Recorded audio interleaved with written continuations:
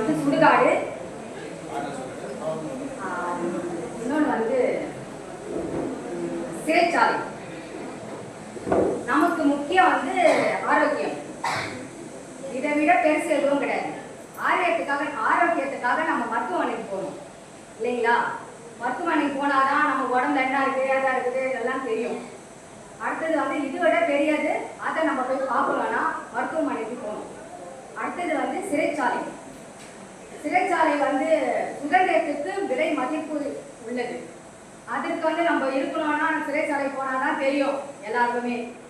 ஏன்னா நாட்டில் எத்தனை குற்றங்கள் நடக்குது எது தெரியாது. எவன் வேணா போவான், எவன் வேணா பண்ணுவான், எது செஞ்சாலும். அது ஒரு சிறைச்சாலை இருந்தால் பயந்து எவனும் எந்த குற்றமும் செய்ய மாட்டான். அது அந்த இடத்துக்கும் நம்ம போகணும். மூணாவது வந்து சுடுகாடு. நம்ம வாழ்வதற்கு வந்து நம்ம உடல் ரொம்ப முக்கியம், உயிர் ரொம்ப முக்கியம் சரிங்களா? அப்போ வந்து அந்த உடல் முக்கியம் பண்ணும்போது நமக்கு அதை விட பெருசு அதையும் போய் நம்ம பார்க்கணும்னா சுடுகாடு. நம்ம வாழ்க்கைக்கு இது மூன்றும் ரொம்ப அவசியம்னு நான் நினைக்கிறேன். நீங்க எப்படி நினைக்கிறீங்க? நன்றி, வணக்கம்.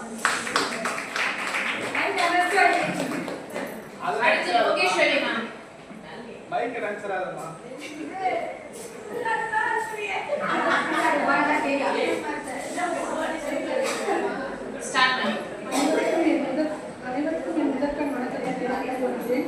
என்னுடைய உரையில் பெண் எப்படி இருந்தால், பெண் எப்படி மாறினார், பெண்ணுக்கு கல்வி முக்கியம், பெண்ணின் பொருளாதார முன்னேற்றம், அவள் எதிர்கொள்ளும் சவால்கள் மற்றும் அதை தீர்ப்பதற்கான வழிகளை பற்றி இந்த உரையில் கூறப்போகிறது.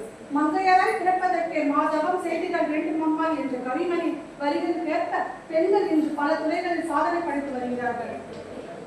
ஒரு குடும்பத்தின் நச்சாணியாக இருந்து அன்பா குடும்பத்தை வழிநடத்தி வந்த பெண்கள் எல்லை தாண்டி விண்வெளி வரை சென்று தங்கள் காலை தடத்தை பதித்து விட்டனர்.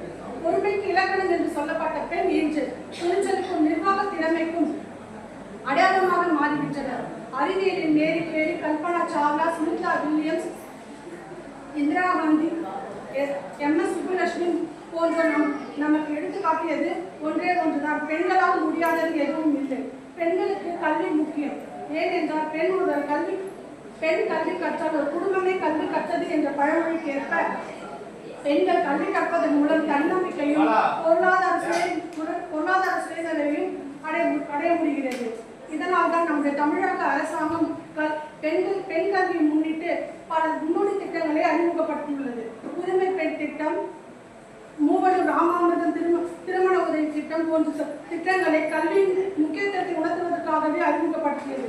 புதுமை பெண் திட்டத்தின் கீழ் 12ஆம் வகுப்பு வரை படித்த அரசு பள்ளி மாணவிகளுக்கு உயர்கல்வி பெறுவதற்கான ஊக்கத்தொகையாக மாதந்தோறும் வழங்குகிறது. மூவலூர் ராமாமிர்தம் திருமண உதவி திட்டம் என்பது படித்த ஏழை பெண்களுக்கான திருமண உதவி திட்டமாகும். இத்திட்டத்தின் கீழ் ஏழை பெண்களின் கல்வியையும் திருமண வயதையும் பாதுகாக்கிறது. பெண்கள் சமுதாயத்தின் முதுகெலும்பாக உள்ளனர்.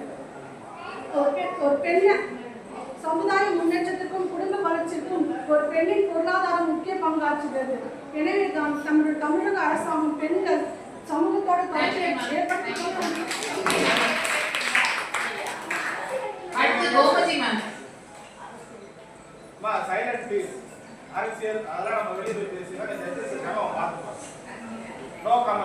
அனைவருக்கும் வணக்கம். நான் இன்னைக்கு பேச பொறுத்தவரைக்கும் நமக்கு எல்லாத்துமே கார்கில் போரை பத்தி தெரியும். அங்க வீரமரணம் அடைந்த ஒரு தாயோட நிலைமை பத்தி நான் அவங்களோட எக்ஸ்பிரஷனை பத்தி நான் சொல்ல வந்திருக்கேன்.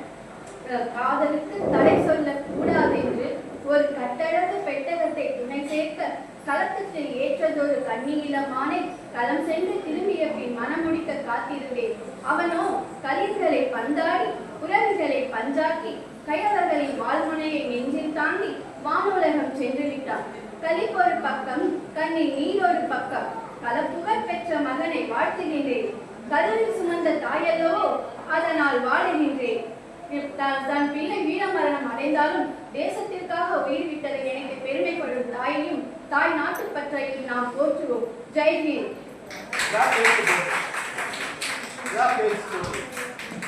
ஒரு நேரத்தில் ஸ்டோரி சொல்றீங்க, பாட்டு பாருங்க.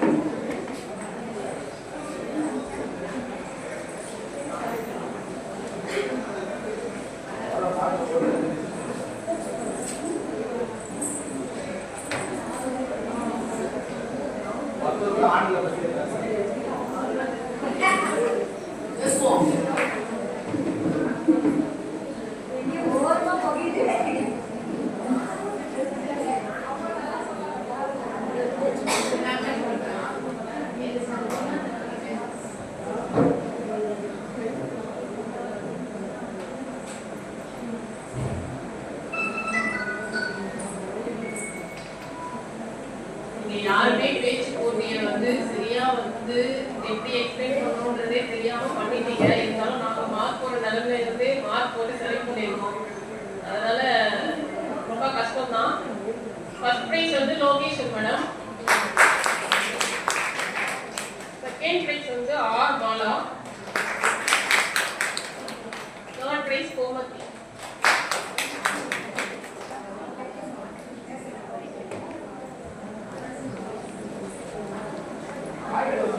சொல்லுங்க.